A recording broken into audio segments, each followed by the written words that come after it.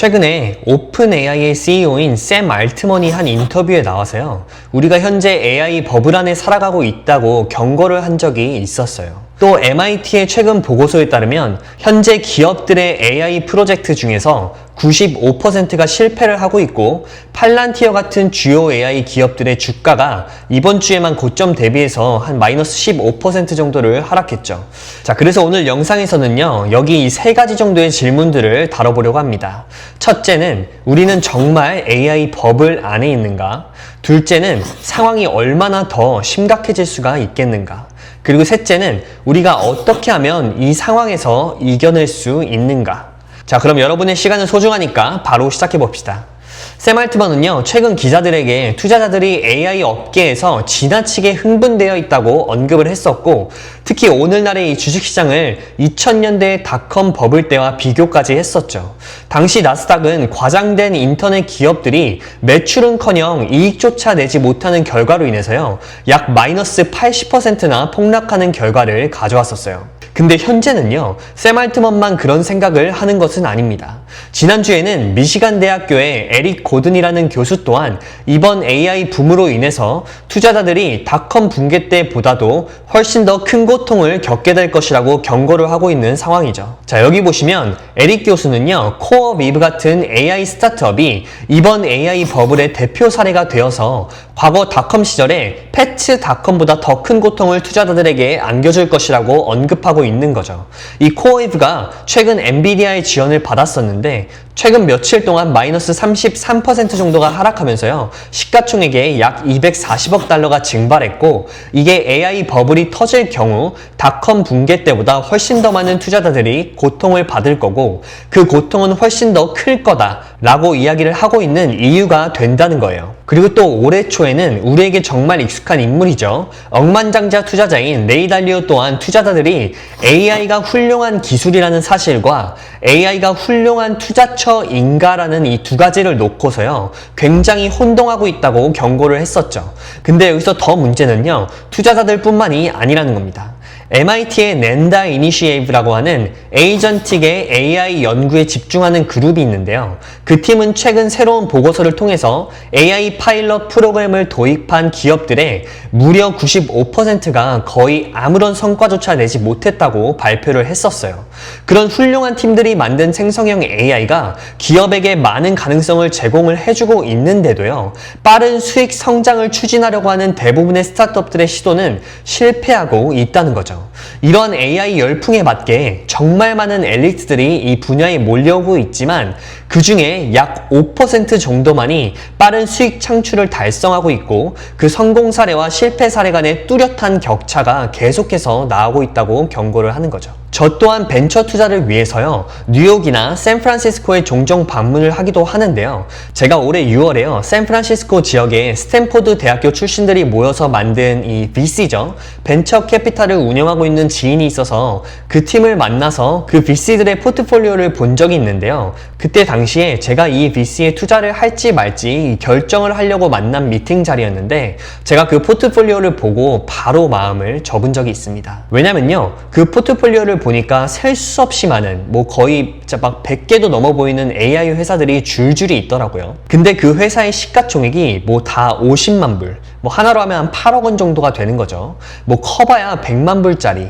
그런 회사들이 거의 전부 다였어요. 근데 그런 회사들을 알고 보면요, 실체도 없고 그냥 회사 이름도 어쩌고 AI 이렇게 그냥 회사 뒤에 AI라는 이름만 붙여서 시작을 해놓고요, 막 투자를 받고 있다는 거죠.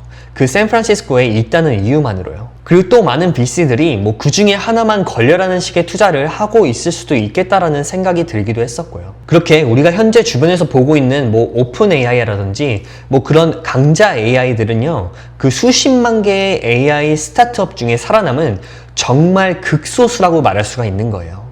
그 AI 회사의 전체로 놓고 보면요, 정말 그 말도 안 되는 확률로 살아남았다고 말할 수가 있다는 거죠. 이러한 예시들이요, 정말 우리 삶 속에서 그 정말 피부에 와닿는 때는 언제냐면요, 우리가 너무나도 잘 알고 있고 많은 분들이 투자를 하고 있는 그런 특정 기업들에게도 동일한 고평가 경고가 향하고 있다는 거죠. 예를 들어서 여기 보시면 시트론 리서치라는 곳에서 최근 팔란티어에 대한 공매도 보고서를 내면서요. 만약 팔란티어의 주가 매출 비율, PSR이죠. 이것이 오픈 AI와 같다면 주가는 약 $40 수준이어야 되고 이는 현재 주가에 비해서 한 70% 이상 낮은 수준이라고 이야기를 했었는데요. 말 그대로 현재 팔란티어 주가가 너무 말도 안 된다는 거예요. 그래서 만약에 이 팔란티어 주가가 $40 정도에 도달을 하면 그때는 저렴해 보이기 시작할 거라고 말을 하면서 다시 언급을 하고 있는 게 뭐냐면요. 근데 그 $40 가격에 도달을 하더라도요. 여전히 비싸다라고 말을 하고 있는 거예요. 자, 여러분, 여기까지 이런 팩트들과 나온 기사들을 좀 다뤄봤어요. 여기서 드는 제 생각을 짧게 나눠보자면요. 저는 이미 이 머니어스 채널을 통해서 AI 혁명의 중심에 있는 주식들을 주로 다루고 있기 때문에요. 이런 경고들에 좀 더 추가적인 맥락을 더하고 싶다는 생각이 드는데요. 그래야 제 영상을 보시는 분들의 폭도 더 다양해지고 투자하실 때 더 좋은 선택을 하실 수 있다고 보고 있기 때문이에요. 그래서 결론부터 말씀을 드리자면요. 저는 이 주식시장의 일부는 버블이 맞다고 생각을 할 수도 있지만 이런 큰 언론사들이 말하는 것처럼 그렇게 광범위하게 막 고평가가 되었다. 뭐 말도 안 되는 가격이다. 뭐 이렇게까지 말할 만큼 위험하다고 보지는 않아요. 물론 이거는 다 제 개인적인 생각입니다. 제가 앞서서 방금 이 시트론의 팔란티어가 고평가가 되었다는 이 자료를 설명을 드렸지만요. 저 또한 최근 팔란티어가 $150 밑으로 좀 조정을 줬을 때요.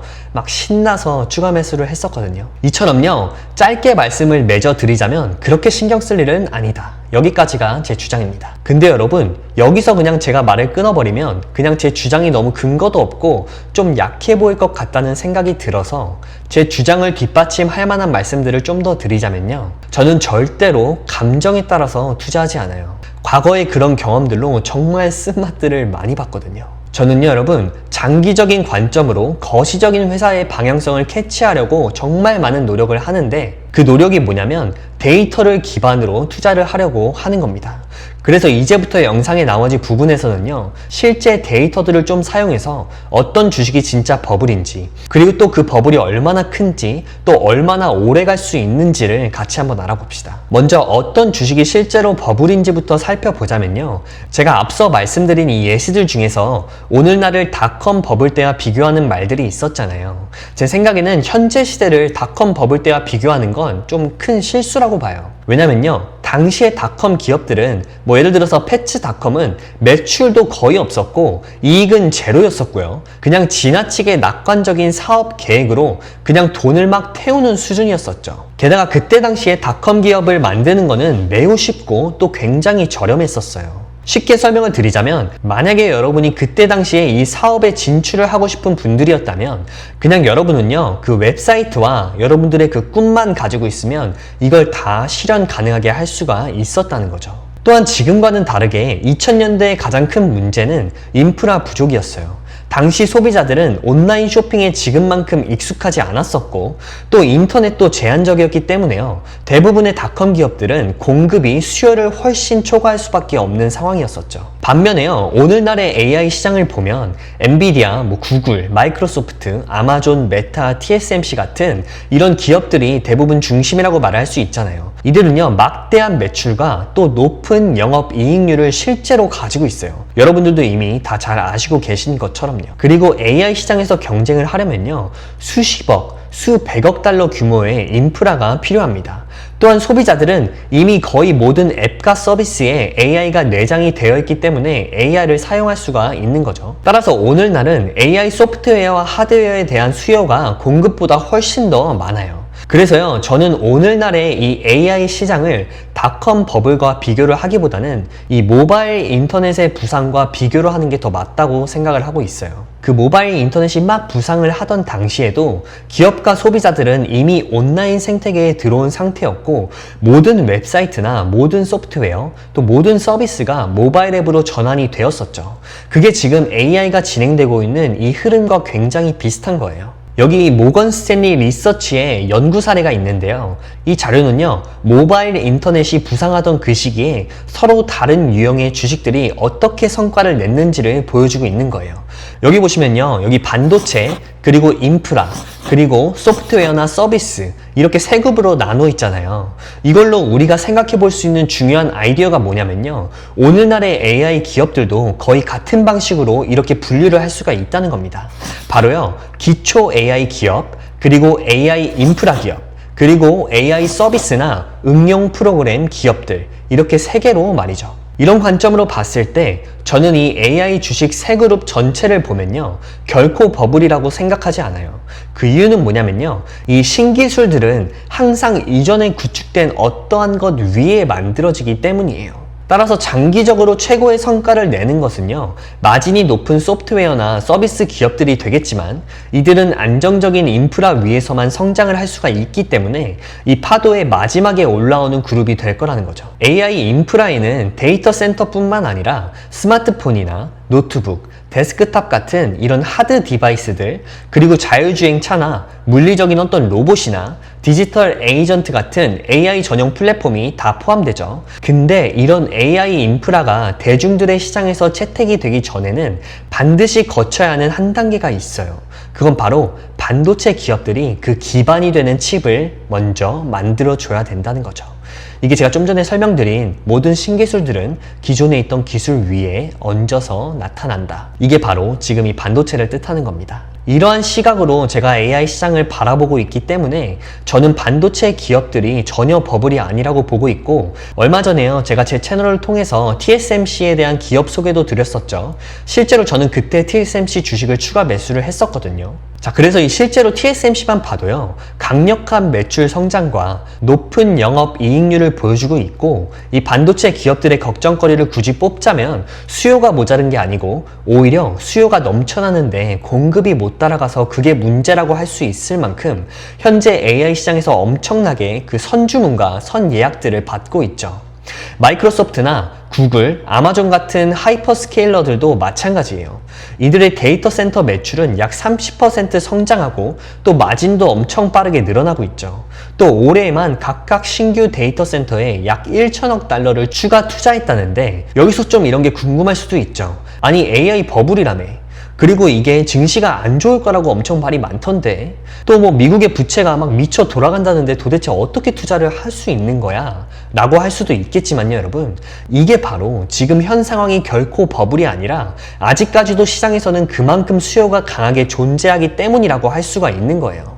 그래서 제가 보기에는 진짜 버블은요, 세 번째 그룹, 즉 AI 소프트웨어나 그 서비스 기업들입니다. 이게 바로 그 팔란티어 같은 회사들이 될 수가 있는 거죠. 또 이 표를 보시면 주요 AI 기업들의 시가총액과 또 최근 12개월 매출을 보여주는 숫자가 나와 있는데요. 자, 여기 보시면 이 주가 매출 비율, PSR이죠. 이 PSR이 낮으면 더 좋은 건 당연하지만 높은 매출 성장은 미래의 낮은 PSR로 이어지기 때문에 높은 PSR을 정당화할 수도 있는 거예요. 예를 들어서 엔비디아의 현재 PSR이 거의 30에 육박하지만 연간 매출이 전년 대비해서 86%나 성장했죠. 반면 여기 보시면 이 크라우드 스트라이크와 팔란티어는 매출이 그에 비해서 거의 한 40에서 50배 정도가 적고 성장 속도도 보면 엔비디아에 비해서 거의 절반 이하죠. 그래서 제 생각에 굳이 AI 버블을 꼽자면요, 바로 여기에 있는 거예요. 제가 지금 그렇다고 뭐 팔란티어가 나쁜 회사라는 게 아닙니다. 여러분, 저 팔란티어 샀어요. 오해하지 마세요. 저는 여전히 이 팔란티어 같은 차세대 AI 플랫폼 기업들의 장기적인 성과를 아주 강하게 믿고 있어요. 모건 스탠리 사례 연구가 보여주듯이요, 이들은 결국엔 다 잘 될 거라고 생각을 해요. 하지만 지금 제가 말씀드리고자 하는 제 관점은 뭐냐면요, 바로 데이터입니다.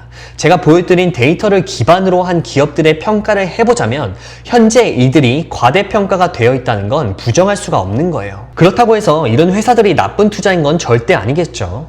자, 여러분, 지금 제가 만약에 팔란티어를 잘 모르고 투자하신 분들이 지금 제가 설명드린 이걸 봤을 때요, 어쩌면 조금 공포를 조성한 것일 수도 있어요. 그리고 만약에 제가 이 데이터로 보면 고평가인 게 맞는데 팔란티어가 나쁜 회사인 게 아니죠. 그리고 팔란티어는 비전도 좋죠. 그리고 또 모두 좋죠. 이렇게까지 이야기를 하지 않고요, 그냥 팔란티어 고평가, 땡, 사지마, 이런 식으로 해버리면요, 저도 정말 그냥 공포를 조성하는 사람이 되는 거겠죠. 자, 자, 이렇게요. 공포를 조성하는 사람들은요, 우리를 공포에만 집중시키려고 하지, 이 공포가 지나간 이후에는 어떤 결과물들이 우리를 기다리고 있는지에 대해서는 설명하려고 하지 않아요.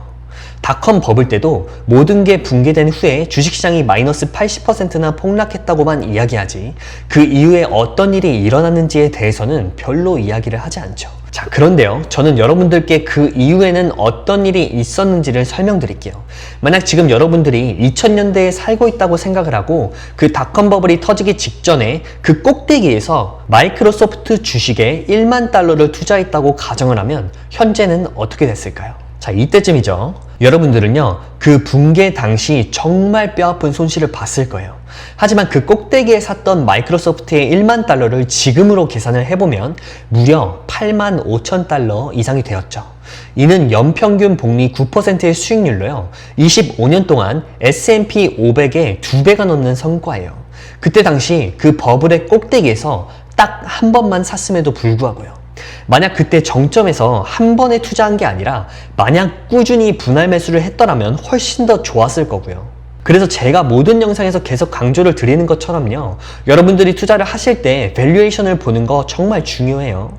근데 이것도 중요하지만 시간이 지나면서 결국 또 중요한 것은요, 그 기업의 본질적 가치입니다. 다르게 설명을 해보자면요, 저는 비전이 그저 그런 회사 가격이 너무 싸다고, 그러니까 저평가가 됐다고 사는 것보다 비전이 아주 좋은 회사를요, 아주 높은 가격에 사는 걸 더 선호한다는 겁니다. 자, 그래서 좋은 회사를 찾는 가장 좋은 방법은 이 기업이 실제로 어떻게 돈을 버는지, 즉 그 본질을 이해하는 거겠죠. 자, 혹시라도 지금까지 제가 말한 모든 것들에 동의하지 않으셨다고 해도 제가 마지막으로 중요한 데이터를 하나 더 보여드릴게요. 자, 여기 보시면 이건 1956년 이후 모든 강세장과 약세장의 차트인데요. Y축은 수익률, 그리고 X축은 시간이고 경계 침체는 이렇게 아래에 표시가 되어 있어요. 약세장은 주식이 정점에서 약 20% 이상 하락할 때 발생을 하는 거고, 바닥을 찍으면 그때부터는 강세장이 시작이 되는 거죠. 자, 여러분, 여기서부터 이 차트를 보면서 저와 같은 장기 투자자 혹은 가치 투자자 분들이라면 꼭 알아야 할 흥미로운 점을 설명드릴게요. 첫째가 뭐냐면요, 강세장은 약세장보다 훨씬 더 오래 지속됩니다. 평균 약세장은요, 고점에서 저점까지 떨어지는데 약 1년 정도가 지속이 되고요. 평균 하락률은 약 36% 정도예요. 그리고 평균적으로 회복되는데 걸리는 시간, 즉 바닥에서 새로운 고점을 찍기까지는요, 약 2년 정도가 걸린다고 합니다. 이게 긴 시간처럼 보인다고 느낀다면 좀 잘못된 거예요. 왜냐면 사실상 여러분이 꼭대기에서 샀다고 해도요, 2년 반이 지나면 새로운 고점에 회복해준다는 의미이기 때문이에요. 자, 여러분, 이렇게 인내심을 가지고 장기 분할 매수를 하는 게 정말 이렇게나 중요하답니다. 심지어 바닥을 놓쳤다고 하더라도요, 이후에 2년 반 동안 계속 기회가 있다는 얘기잖아요. 이건 장기적인 관점을 못 그리는 사람은요, 도저히 볼 수가 없는 개념이고, 저희 같은 가치 투자자 분들만이 캐치할 수 있는 아주 좋은 포인트인 거죠. 자, 반면에요, 이 평균 강세장은 6년 이상 지속이 된다고 하고요, 그동안 200% 이상의 수익률을 준다고 합니다. 극단적인 경우를 비교해도요, 글로벌 금융위기와 닷컴 부불 같은 최악의 약세장은 약 2년간 지속이 되었었고, 이 기간 S&P 500이 약 50에서 60% 정도 하락을 했었어요. 하지만 여러분, 가장 긴 강세장은 무려 12년 동안 지속되면서 거의 600%를 상승을 해준다는 겁니다. 자, 다음은 시장 조정을 같이 볼 건데요. 이거는 시장이 10에서 20% 정도 하락을 하는 경우인데 약세장과는 별개예요. 평균적으로 시장은 조정 시에 14% 정도를 하락을 하고요. 그리고 5개월 만에 바닥을 찍었고 이후에 4개월 만에 회복을 해준다는 겁니다. S&P 500은요, 1956년부터 지금까지로 보면 약 70년 동안 22번의 조정을 겪었었는데 평균을 내보자면은 3년에 한 번꼴로 정도의 조정이 온다는 거죠. 또 여기 보시면 1980년대부터 2023년 동안 매년 10% 정도의 조정이 몇 번이 있었는지를 보시면요, 어떤 애는 거의 단 한 번의 조정 없이 수직으로 상승을 하기도 했었고, 다른 애에는 10% 정도의 조정이 있었죠. 전체적으로 주식시장은 평균적으로 매년 약 1.2번, 즉 한 10개월마다 한 번꼴로 조정을 겪는다는 거예요. 자, 여러분, 이제 어느 정도 좀 캐치가 되셨나요? 자, 제가 간단하게 정리를 해드려 볼게요. 우리가 주식을 한 번 사서 오랫동안 보관만 한다면요, 역사가 말을 해주고 있다는 겁니다. 뭐라고요? 우리는 돈을 벌 거라고요. 우리가 향후 미래에 예상하려고 하는 얼마나 많은 조정이나 하락이 오던지 말던지 결국 주식시장은 회복을 하고 새로운 고점을 찍어 왔다는 거죠. 자, 이제 거시적인 맥락을 좀 알았으니까 영상 시작에서 던졌던 큰 질문으로 돌아가 볼게요. AI 주식은 버블인가? 그리고 우리는 어떻게 해야 하는가? 이 질문이었죠. 그리고 지금까지 저의 영상이 유익하셨다면 여기서 좋아요와 구독 버튼 부탁드리겠습니다. 여러분들의 좋아요와 구독이 저의 영상 제작에 정말 큰 힘이 되거든요. 감사합니다. 자, 이제 그 질문들에 대한 답을 드려볼게요. 첫째, 저는 앞서도 말씀을 드렸듯이요. 전체적으로 지금 AI 버블에 있다고 생각하지는 않아요. 엔비디아와 TSMC 같은 반도체 기업들은요, 상당한 매출 성장과 높은 영업 이익률을 보고하고 있고, 이는 닷컴 버블 당시와는 근본적으로 좀 다른 모습이기 때문이죠. 아마존이나 마이크로소프트나 구글 같은 AI 인프라 기업들도 다 마찬가지이긴 한데요. 이들은 올해만 수천억 달러를 데이터 센터에 쏟아붓고도 여전히 엄청난 성장세를 보여주고 있어요. 저는 이러한 성장이요, 앞으로도 여러 분기 동안 이어질 것으로 예상을 하고 있고요. 그래서 저는 사실 반도체 설계나 이런 데이터 센터 기업들을 유심하게 공부를 하고 있는 상황이에요. 자, 다음으로는 지금까지 제가 영상에서 말씀드린 것이 그냥 전부 다 틀렸다고 가정을 하고요. 실제로 지금 현재 우리가 AI 버블에 있다면 얼마나 나쁠 수 있는지 과거학과 데이터로 한번 살펴볼게요. 자, 여러분, 강세장은 약세장보다 평균 6배 오래 지속되고요. 약세장에서 잃은 것보다 6배 더 많은 수익을 가져다 줬어요. 또한 주식시장의 조정은요, 생각보다 훨씬 덜 무서운 것이라는 걸 이렇게 직관적인 차트로 보면 좀 더 잘 알 수가 있겠죠. 보통은 3년에 한 번꼴로 약세장이 이렇게 발생을 하고 평균 하락폭은 14% 정도밖에 안 되고요. 심지어 그 기간도 보통 6개월 이내에 회복을 하죠. 그래서 이 두 가지 사실을 합쳐 본다면 자신에게 맞는 투자 계획을 세울 수가 있는 거예요. 저의 경우 전체 포트폴리오에 큰 변화를 주고 있진 않지만 현재 계획은요, 분할 매수 템포를 조금 늦추려고 하고 있어요. 쉽게 말해서요, 놓쳐도 좋으니까 조급하지 말자라는 스탠스인 거죠. 그리고 현금을 조금 더 보유를 하려고 하고 이런 엔비디아나 TSMC 같은 안정적인 대형 기업의 비중을 조금 더 늘려보려는 생각을 하고 있습니다. 자, 여러분, 너무 복잡하게 생각하지 마세요. 그리고 저와 함께 가치 투자자가 되고 싶으시고 제가 이 시장에서 어떤 다른 종목들에 관심을 가지고 공부를 하고 또 매수를 하고 있는지 저의 다음 영상들을 통해서 함께 확인하시길 바랍니다. 자, 그러면 오늘 영상은 여기서 마무리하도록 할게요. 영상이 도움이 되셨다면 좋아요와 구독, 알림 설정까지 부탁드립니다. 감사합니다.